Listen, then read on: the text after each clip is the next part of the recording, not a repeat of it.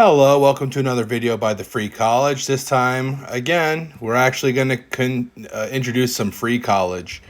So remember, here at The Free College, we can help, but if you're unable or unwilling to accept or learn the college material well enough to be asked about it on an exam question, or to be able to teach it to someone else as it was instructed to you, meaning you can apply the information in your life, you've not succeeded to learn the information.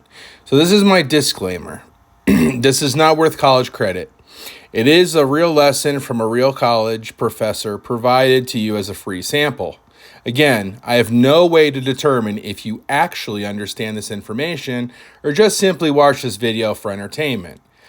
A nod doesn't indicate enough that you understood this lesson.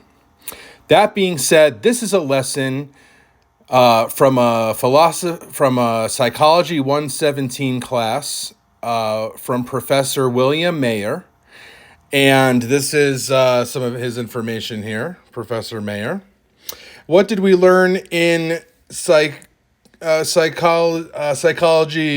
117? So, one thing we learned is about the scientific method.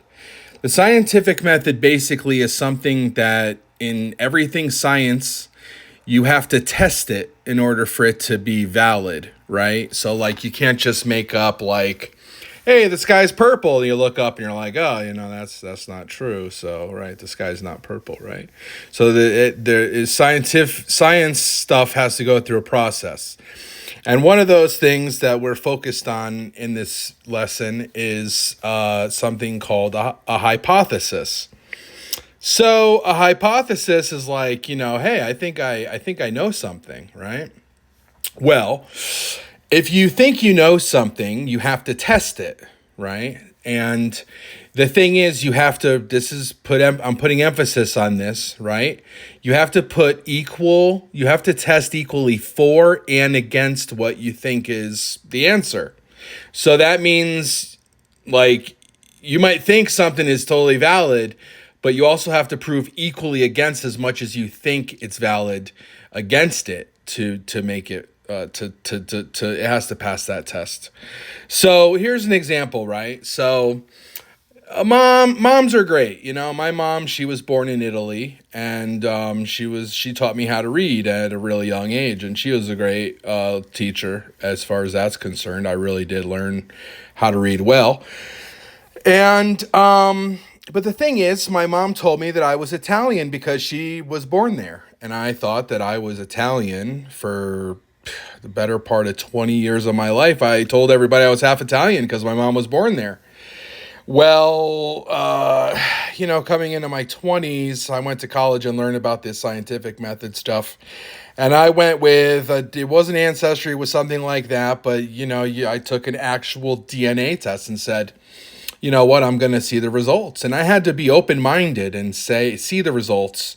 And most of my mom's DNA is German. And that's really funny because you see how academics work, right? If I was to, right, just listen to mom, right? And it's not mom's fault. Mom doesn't have science, right? Mom grew up in the 70s and stuff, right? So, mom doesn't know this stuff. So it takes the ability to test to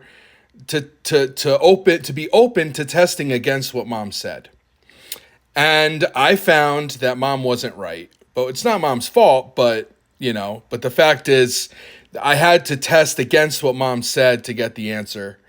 And this is great, but if I'm like 50 years old, 60 years old, saying I'm half Italian and that's not true, the thing is, I got my associate's degree in my late 20s, early 30s, and I learned to test against what I was saying to everybody, and sure enough, I have the answers. So, again, in academics and academia, you learn that you can say stuff, but, you have to also prove that you tested equally for and against it. in order to have come to your conclusion. And if you haven't done that and somebody says, well, have you tested for and equally against, or have you run this test against it, and you shouldn't be offended if it's a valid question, because that's what academia is all about, validity and truth. So anyway, that concludes this lesson.